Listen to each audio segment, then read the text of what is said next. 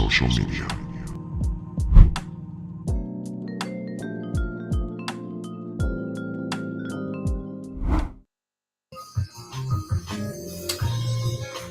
What's up? What's up? What's up, fam? Sorry for the lateness. I was literally, because I got so tied up with a family thing yesterday that I was unable to watch the tell all. So I literally am fresh off the tell all, y'all. I just got finished watching it. And wow, that was that was a little off the chain. That was a little off the chain. Um First off, I want to say thank you for everybody that comes in on the replay game and watches these videos. I need a huge favor from anybody within earshot, anybody who listens to this, anybody who watches any of my videos. Um, I am trying to go ahead and grow this out and continue to make content. I enjoy editing. I enjoy doing these live streams, and I would love to have more people come on this panel and chop it up with me. But in order for me to continue with the content that I create and the channel and the live streams and all of that, I need subscribership. I need for my algorithm to get out of the funk that it's in. I have videos with upwards of 10 to 11,000 views on some of them, almost 40 to 50,000 views total on the channel, and yet I'm still sitting at 250 subscribers. So there's a disconnect somewhere. So guys, please, please, please, if you could do me a huge favor and smash that like button and smash that subscriber button, I can get in a better algorithm so that more people see these videos and YouTube stops cop blocking. Okay. And gets the notifications out to people, and the channel actually grows. Because I put a lot of work into this channel, and it should be growing. It's very disheartening to constantly put work into something, and it's just not moving anywhere. So if you could share the video and subscribe to the channel, and prove the haters wrong for those that think this channel won't grow. Let's show them that it can and that it will. So let's do that. Let's get to 1,000 subscribers by July. So right now we're 250. We got 750 to go. I'm sure that there's plenty of people. There's a couple of videos that people are really liking. If you like that type of content, I would love to continue to create it for you. Subscribe to the channel. Get your friends to subscribe. Get their friends to subscribe. Okay, we need more. Interaction on here. We need comments. We need likes. So if you could do that, it would be greatly appreciated. I love you guys, and let's just move on and talk about this tell-all. So it was the tell-all part 2. And we discussed last week, I believe it was Thursday, we discussed the first tell-all where we saw Jasmine begging Gino for sex.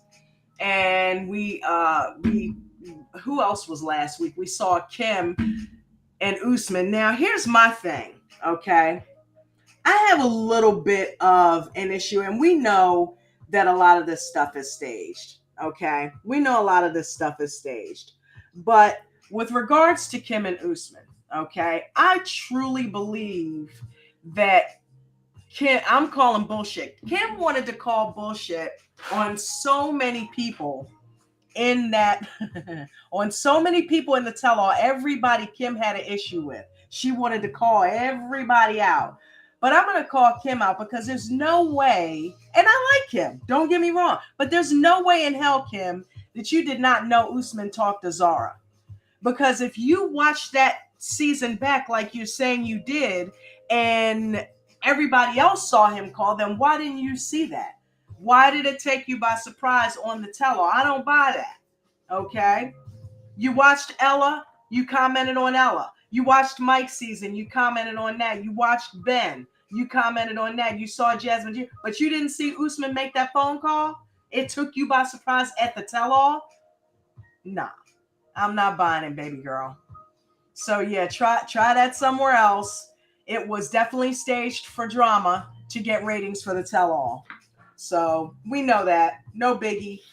It was discussed on Twitter. So there was a very interesting discussion on Twitter earlier, and I invited some people to come. I don't know if they will. I'm going to have to start getting in some people's DMs and personally invite them to come be on this panel so we can get some more interaction, because the more the merrier. That makes it more fun. But they were talking about Sean Robinson. I think Robinson's her last name, right? Sean Robinson actually being replaced as the host of the show because she does not take the time to ask the hard questions. And Sean, to me, is an instigator. She's more of an instigator than she is a host that asks questions. And I forget who the lady was that hosted before, but yeah, she was pretty rough. She would ask hard questions. She would come correct with it. But Sean definitely is an instigator. The way she put Gino under the bus with those text messages, and she kept trying to gaslight Jasmine, and Jasmine wasn't taking the bait. So you saying Jasmine doesn't know what she's talking about, but Jasmine didn't take the bait. And Gino didn't specifically come out and say, yeah, that's what I'm saying. So, and actually, guys, you know what? While I'm at it, speaking of interaction, let me go ahead and put the link up in the chat so that if we have some guests that want to come up on the panel, they have access. All right, let's go ahead and click that. Okay, so the link is there for you guys to join the chat.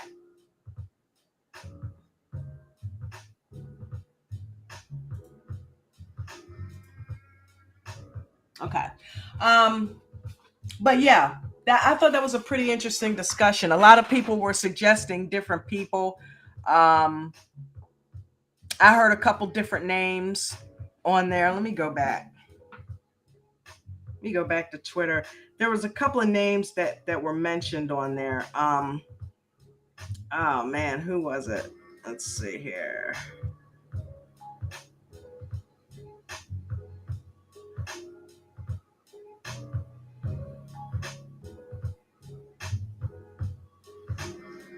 I can't seem to find the thread. Anyway, a lot of people were suggesting other people.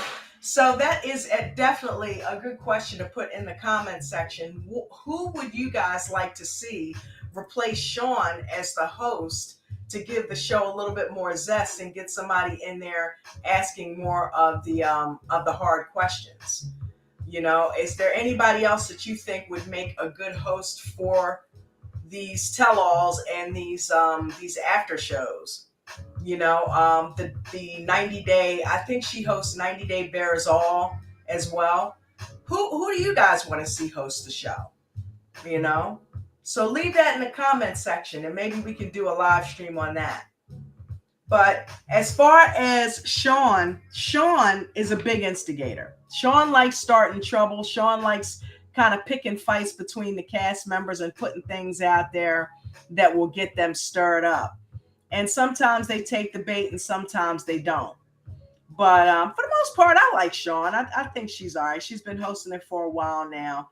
But yeah, sometimes she makes me want to jump through that screen. But I know it's all for the drama of the tell-all. And it's done to make things a little bit more exciting and interesting for us to watch. Because we all know we love to watch the drama. But I watched a video earlier. And I'm going to go ahead and play a clip. And then we're going to talk about that a little bit. Submitted the K-1 visa. Now the question is, does Jasmine want to come to the USA? Because she seemed to be questioning that today. For what? I'm hoping that we'll find a way to make it work. Bye. See you. Good seeing you. See ya.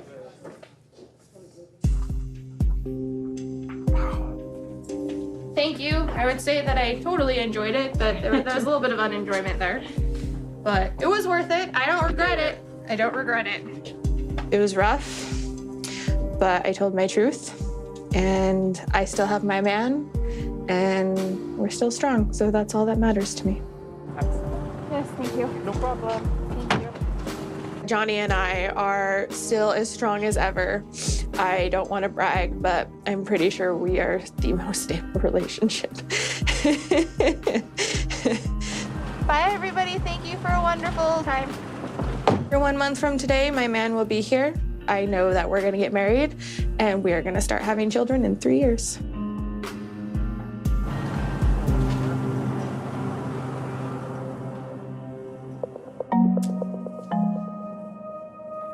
No. Oh, thank you. I definitely feel we were attacked today. I just wanted to call her, tell her like how I really feel. Both of us have to put in the effort together and just to really make the relationship stronger.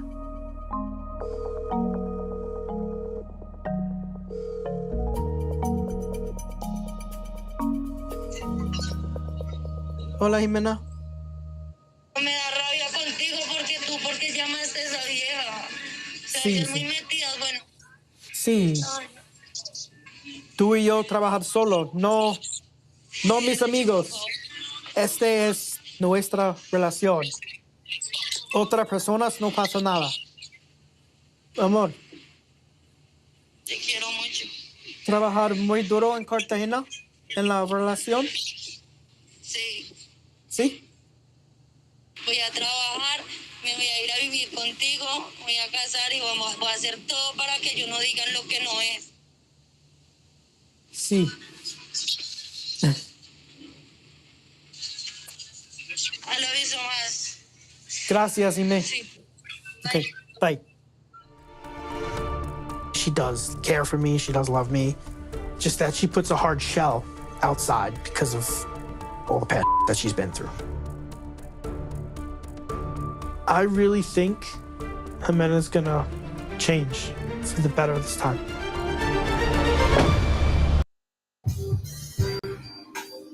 Wow. So, yeah. Mike is not giving up on Jimena. And how about giving up for Mike with the Spanish lessons, okay?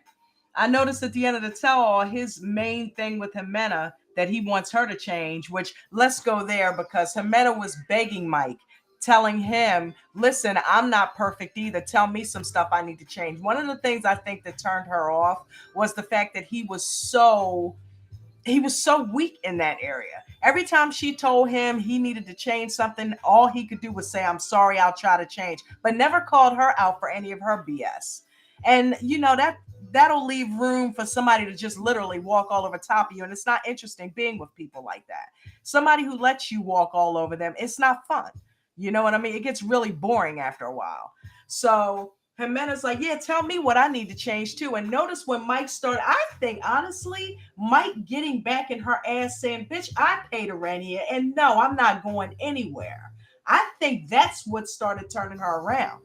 Not only that, him speaking Spanish. Oh yeah, she's turned on by it. She's liking him stepping up and coming out of his shell a little bit with her, because when the season started, he was, hey Mikey, he likes it. He was little Mikey that could do no wrong, and he was this victim, and he was this good boy that she was taking advantage of, who just happened to have ADHD and was farting and burping all over the place and being taken advantage of. But towards the end of the season, he showed his true colors. He's like, oh no, I can be a bitch. Okay. Matter of fact, let me take all my shit back to the United States that I bought since you want to call it off.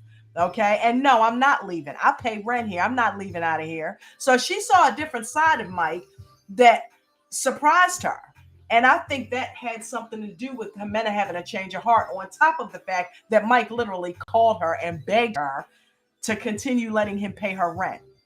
So who would turn that down? Okay. Hey, look, you ain't got to beg me to pay my rent. Come on, bruh. You want to pay my rent? Pay my rent. Okay. Jimena has not, I used to call her out, but I'm telling you, Jimena has not held any, but she's been completely upfront.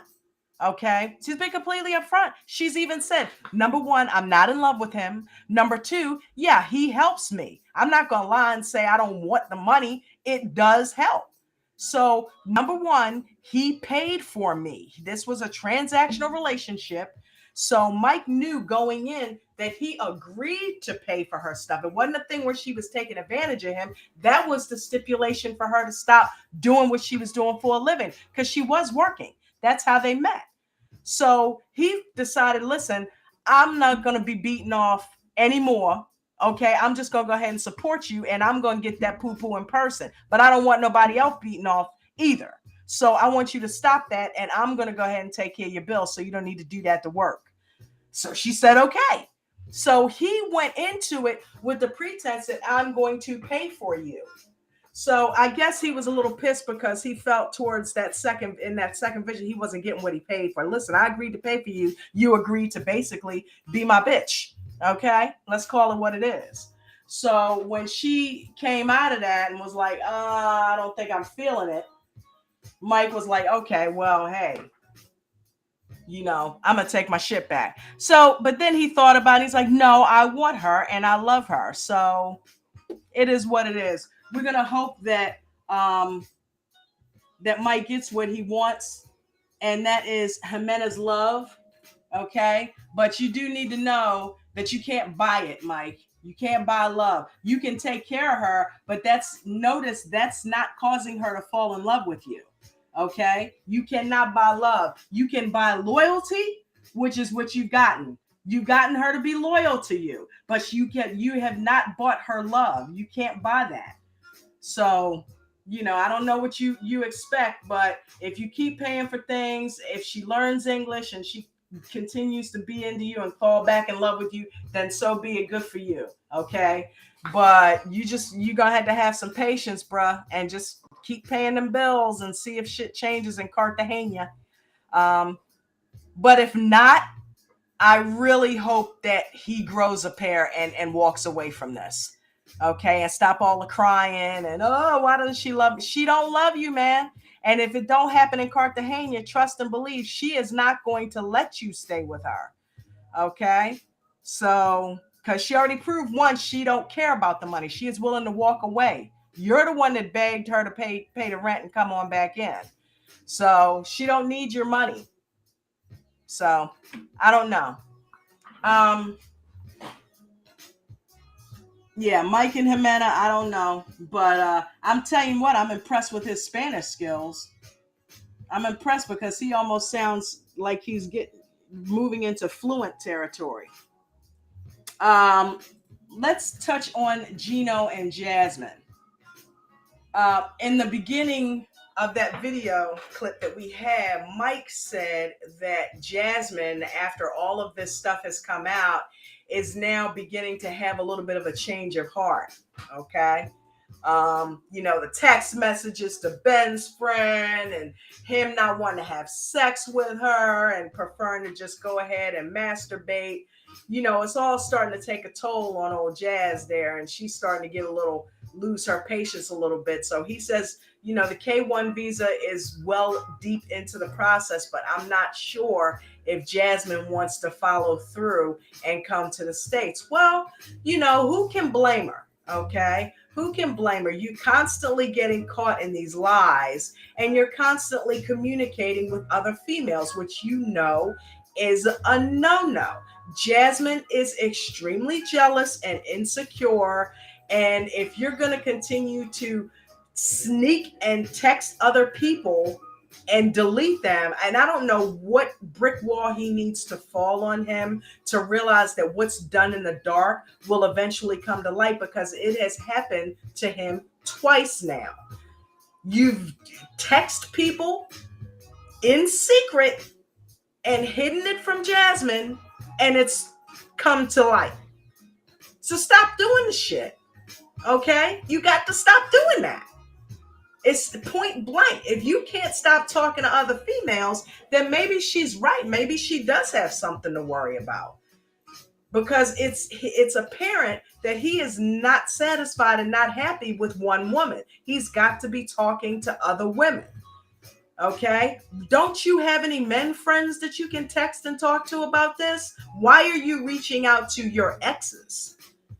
Why are you reaching out to Ben? Why didn't you reach out to Ben? Why did you reach out to Ben's friend Jessica, who is married?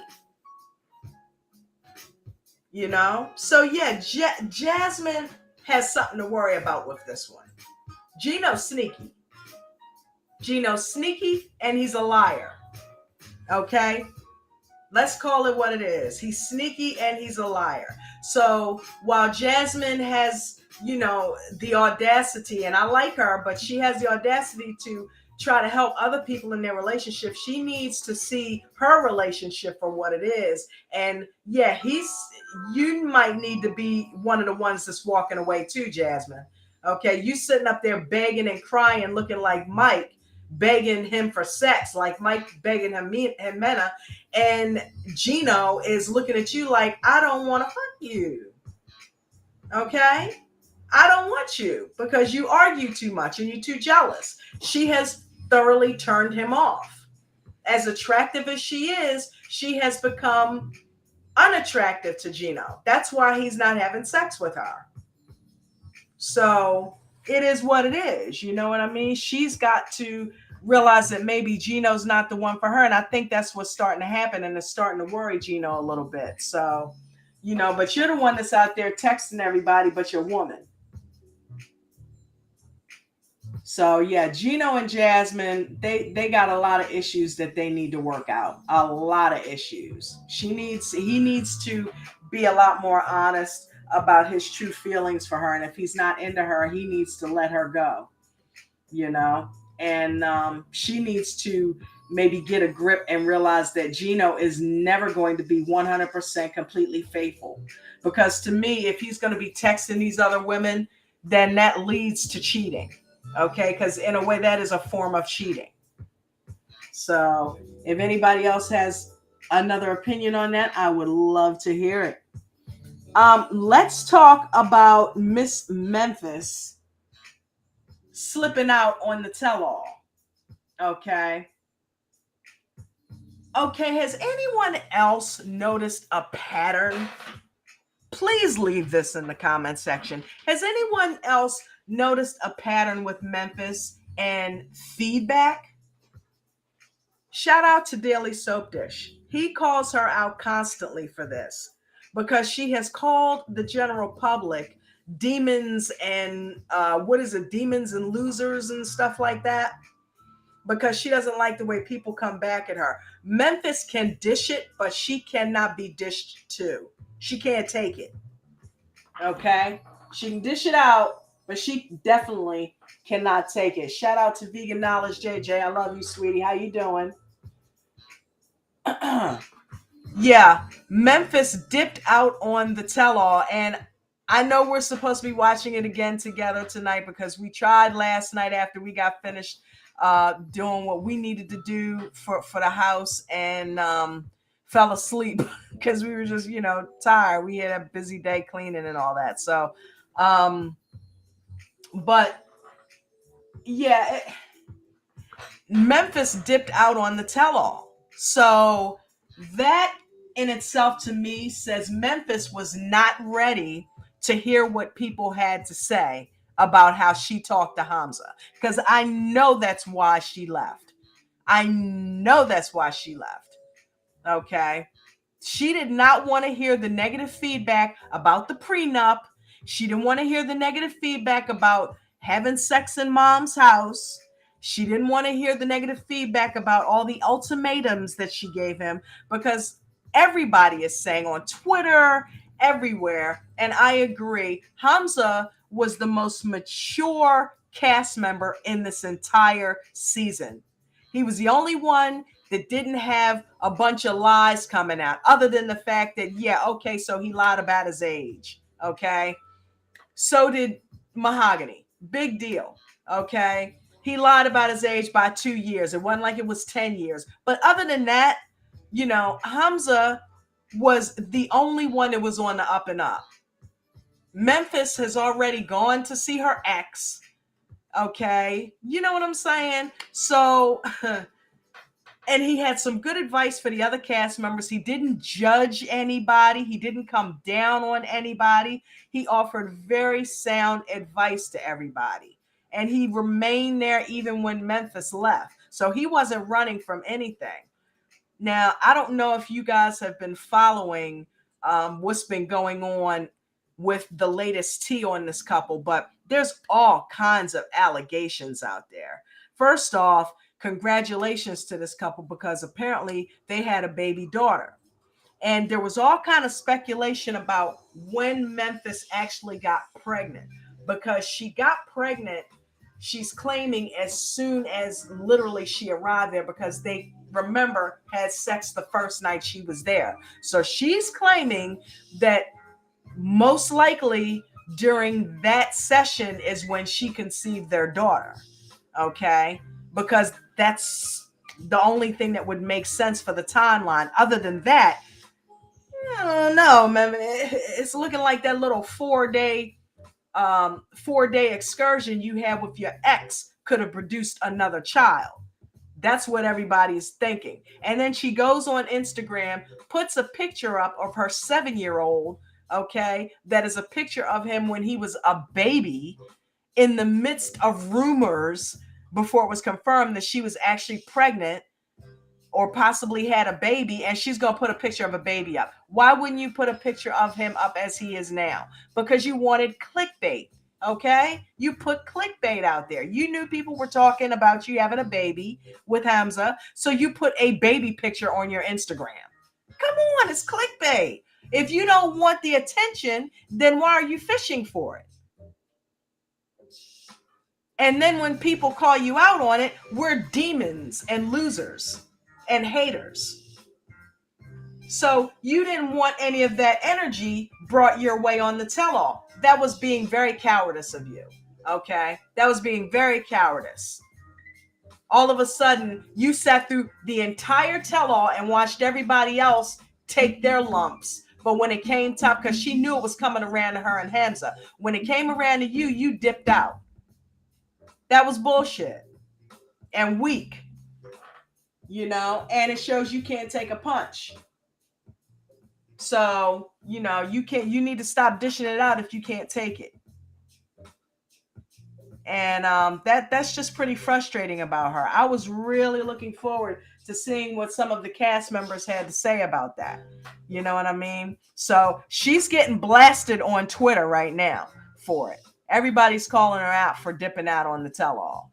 So if you don't want the negative, and she probably did that to get negative energy so that she would have something else to bitch about on Instagram. And she claims she's going to shut her Instagram down. So, and I think the tea is that her and Hamza are filming possibly Happily Ever After. So they are filming for TLC.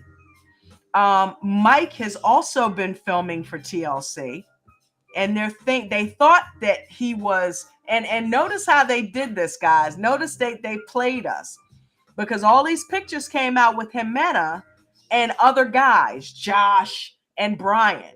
Okay, but as it turns out, that never came to pass because apparently she and Mike have worked it out.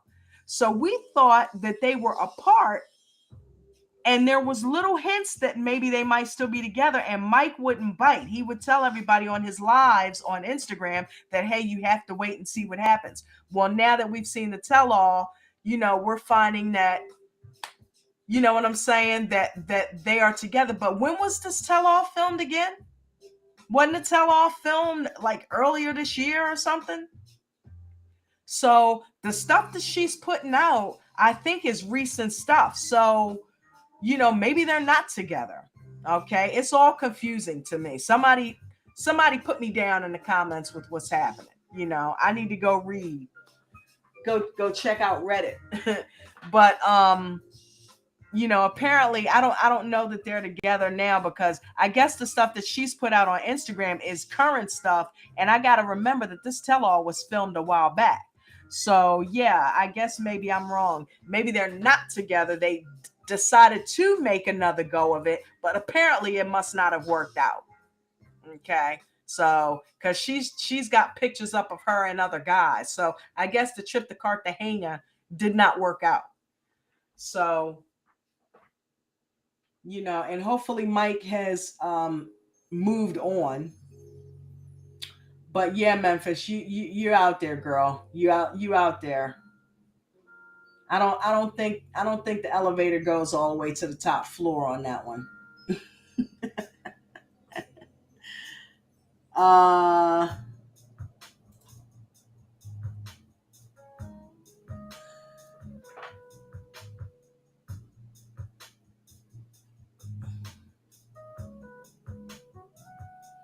let's see here. What else we got? All right, so who else we got? We got Ella and Johnny. And Sean once again tried to tried to throw Ella under the bus, but Ella wasn't taking the bait. How many people think that Ella was full of shit when she said she didn't have sex on her birthday? I do. I definitely think that Ella was lying when she said that she didn't have sex with her friend. Okay, because if you cheated once, you're going to cheat again. You already cheated. You needed to be consoled, and you already cheated once, and then you had another Asian man come there, and you were all alone, and he slept in the guest room when you've already admitted that you cheated. So you were strong enough to not cheat then? I doubt it. I doubt it. Because again, she was saying that everybody bailed on her on her birthday. And are we supposed to believe that she probably had some cocktails and had fun on her birthday and didn't have sex with this guy? It's probably the same guy that she had sex with before. So yeah, Ella's got a side piece. And I've seen pictures of them on Instagram. It's another Asian dude. So, she's into her Asians. Nothing wrong with that. But I think Ella's got a side piece that is getting her through while Johnny is delaying his visit. And poor Johnny, it pissed me off so bad because Ella leaves the tell-all and she starts crying. Johnny calls her to check in on her to make sure she's okay after she admitted that she had somebody else in her house, another guy. And Johnny said, I didn't know about that. So she's lying. She's keeping this from him. And yet and still, he's calling her when he sees that she's visibly upset. You know what it is. Ella has learned to use the crying thing. And I said this on my last live stream Thursday about the first tell. Ella has used crying to get her way since she was a kid. You can tell. That's been her way to get people to feel sorry for her and do what she wants them to do. If I go to Dubai, will you help me if I get into trouble? I need you to see that I am upset that you're not coming to me despite COVID. I need you to see that I'm upset despite the fact that he might not be able to take care of his family. It's all about Ella. And Johnny caters to that. That's why she won't let him go, because she sees that what she does works with him. And it probably doesn't work with everybody. But anybody that she can start sobbing and crying and get her way, that's what she wants. And she sees that works with Johnny. So of course she's going to stick with him. But why Johnny is sticking with her, I have no idea, because he is obviously not in that much of a hurry to get a green card. He is obviously not pressed about coming to the States. What is it about Ella that makes him stick in there? I don't get it. I don't see it. I really don't see it. I don't understand why this guy is subjecting himself to this constant abuse from her. because she's always crying and upset because he can't just drop everything and come be with her, despite what it means if he can't get back to China for his family. She doesn't see it that way. And whenever he tries to make a point, she starts crying and he's petting her up. You okay? I need you to be strong. You need her to leave you alone so that you can move on. Johnny is way too nice, and Ella is not deserving of somebody as good as Johnny, any more than Jimena is so deserving of somebody who's willing to give as much as Mike. Okay, Jimena needs to move on to somebody that can really truly take care of her, and I think that may be what she has done. So yeah, stay woke, bruh. Stay woke, Johnny. I think you need to move on.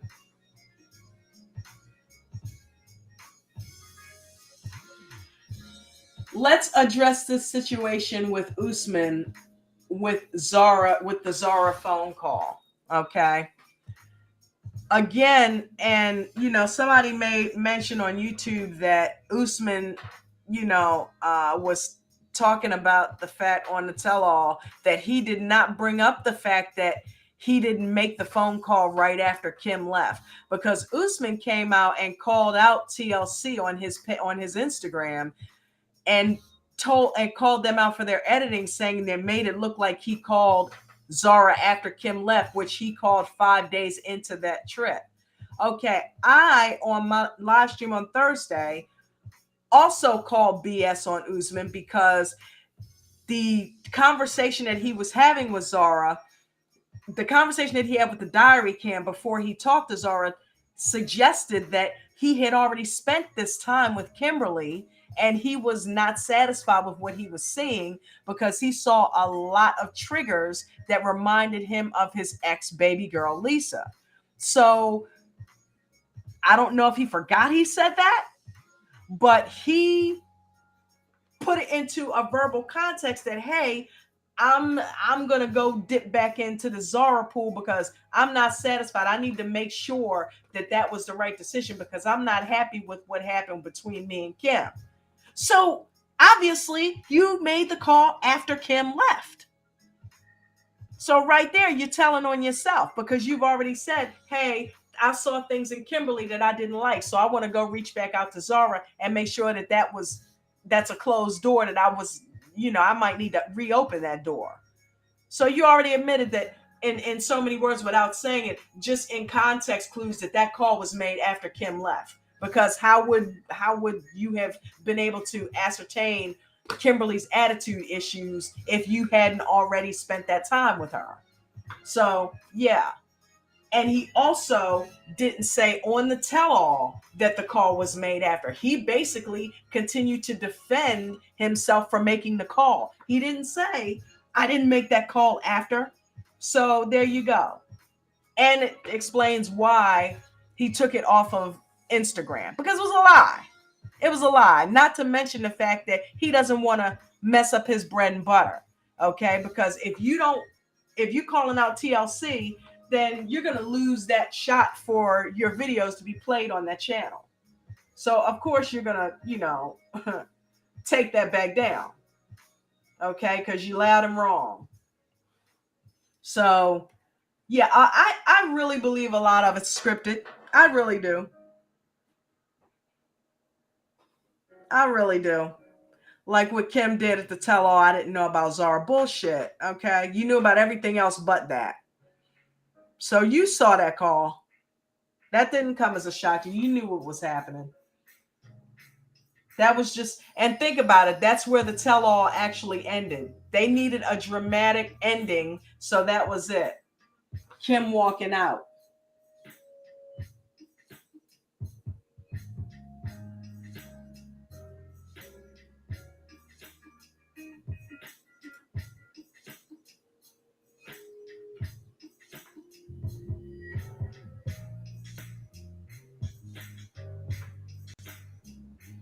Okay, so the last couple, that we need to talk about is Pastor Ben and Mahogany. Pastor Ben and Mahogany. And it was funny too because Kim constantly called Ben out for his playing. She said, what did he say? He's being all pastory and judging everybody when his relationship is the worst relationship here. And you know, it was so crazy to watch the Jessica lady call Ben out and switch her story up, because towards the end she said, you know what, we're not friends anymore. I have switched from your side to Mahogany's side, and you need to be woke, girlfriend, and watch him because he's a liar and he's fake. So yeah, Ben goes back to Peru after the camera stopped filming, doesn't inform Mahogany of this, mind you.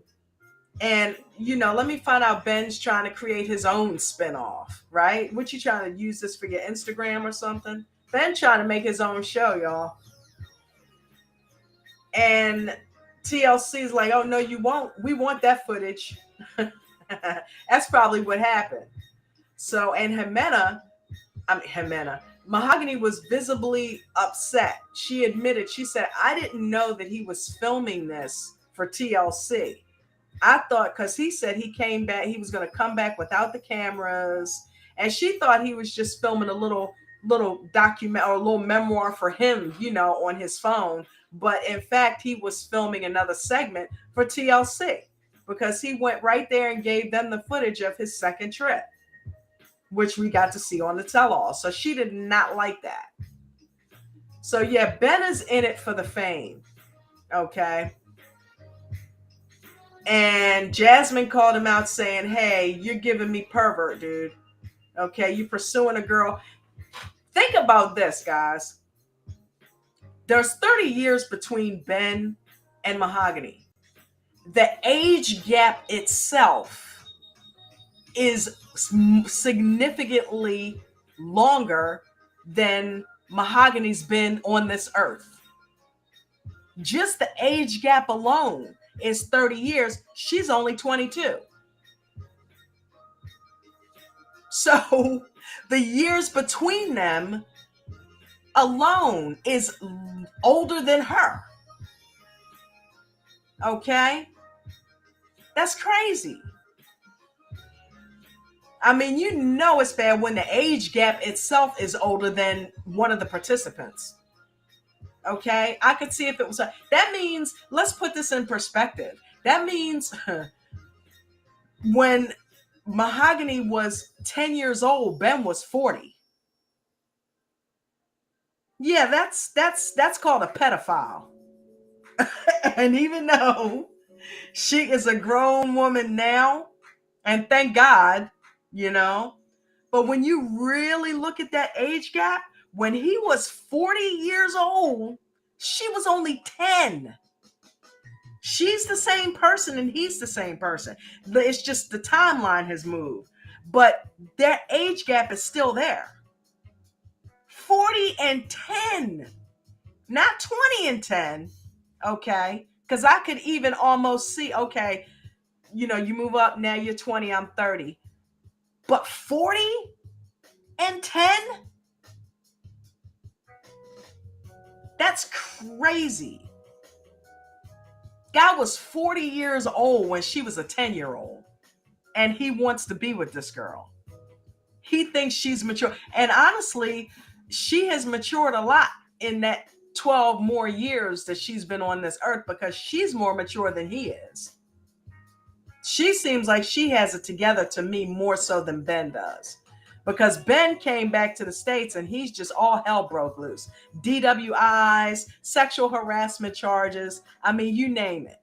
Okay. He's just losing his mind ever since he left his wife. You know, he got himself a little motorcycle and he's talking about he's not going through a midlife. I know it looks like yeah, you are going through a midlife crisis, bro. And the funny thing is, you're not even in midlife. You're on the way out. Midlife crisis is 35. Okay, you're 52. You passed the midlife crisis stage about 15, 20 years ago.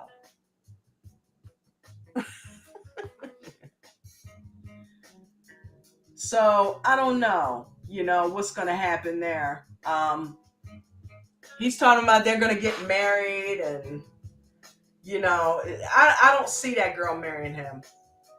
I don't see Mahogany marrying Ben. She looks like towards the end of the season like she was creeped out by him, and she just can't get it in her head that she's with a 52-year-old. And every time he gets to her, he puts this spell on her. You know what I mean? And he gets her to kind of forget how old he is. But yeah, every now and then she gets a wake-up call. Man, this guy's 52 years. What am I doing? So yeah, I think he's going to end up having a fling with her, and that's going to pretty much be the end of it. I don't see them lasting, because she's going to end up finding, so somebody's going to take her from him. Some younger guy's going to swoop in and rescue her from him. But damn, Ben is big, man. He didn't look that big on the season, but if you look at the tell-all, look how much bigger he is than Gino and Mike. I mean, he made Mike look like a little kid sitting next to him on the couch. I mean, it looked freakish. I'm like, how big is this dude? He's a freaking monster.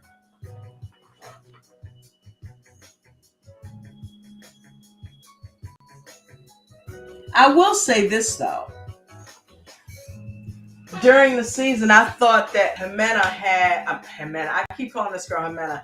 I feel like, these actors that they hire, because we all know the tea behind that. When Caleb and Alina lost their spots on the show, they needed to have another couple step in there, and they pulled in Ben and Mahogany. And so they ended up grabbing a couple of paid actors to fill that spot. Okay? Because these guys definitely did not pull it off. First off, this girl speaks perfectly good English, okay? And why she chose to keep going back and speaking Spanish, I mean, even Jasmine was speaking English, okay? She was speaking, she could completely understand everything that was being said, okay? Except when she was playing dumb, when Ben was like, yeah, you 24, you said you was 22. I don't understand. You understand what he's saying, You don't understand when it's convenient for you not to understand. Then all of a sudden you pull out the Spanish, okay? You lied to him, you used filters, and you're calling him out on his BS, but let's talk about how you haven't been truthful either. You're going to sit there and act like this guy is out there in left field when you sent him text messages saying, I love you and I want to raise a family with you. But then he gets there and you're like, I don't know what that's just normal talk. No, it's not normal talk. You don't make promises to raise a family with somebody. That's just not everyday conversation. She tried to minimize it. No, you led him on.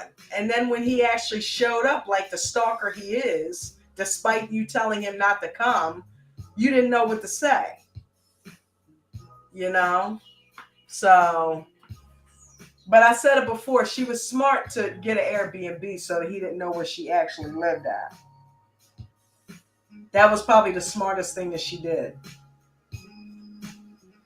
But yeah, she needs to watch out for Ben, because Ben gives me definite predator, stalker vibes. The fact that he legit went back a second time after she all but ran from him at the end of that season, what were you going back for? What didn't you get?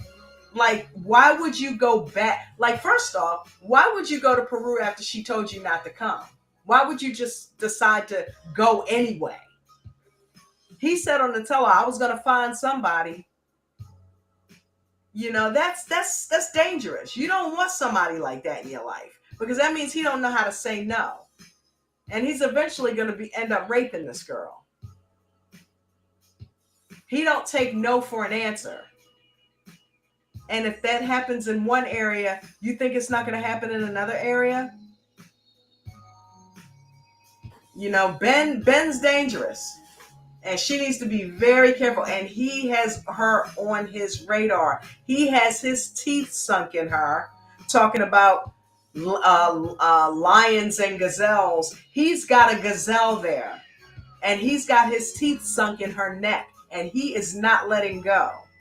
So she needs to be careful. Because the way she was running from him at the end of last season, and he is back there again filming, yeah, he's like a lion chasing a gazelle. He wants this gazelle. And he's not going to stop until he gets her. So beware, Mahogany. The vibes that you are getting are correct. And you need to follow that. And get a restraining order and stay away from him because he's dangerous.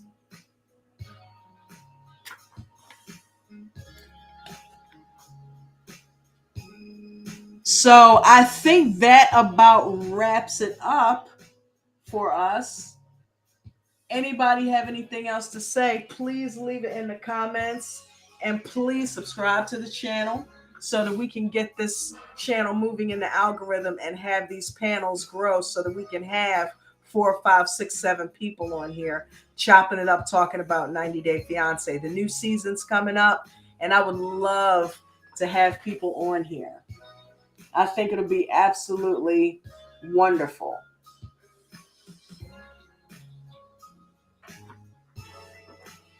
Thank you to Vegan Knowledge JJ, baby. I appreciate you so much. Exactly. Either way, it was bad. What'd you say? It was bad whether she was there already gone. Right.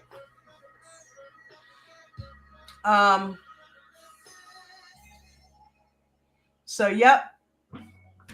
That's, it's craziness. It's craziness. It's absolute craziness. But yeah, guys, let's finish this conversation in the comments section. And we are going to go ahead and get on out of here. Thank you, baby, for coming on in the chat. I appreciate you so much. Oops. And I want everybody to take care of one another and have an amazing evening. And I will catch you tomorrow at 6. Have a good night, everybody.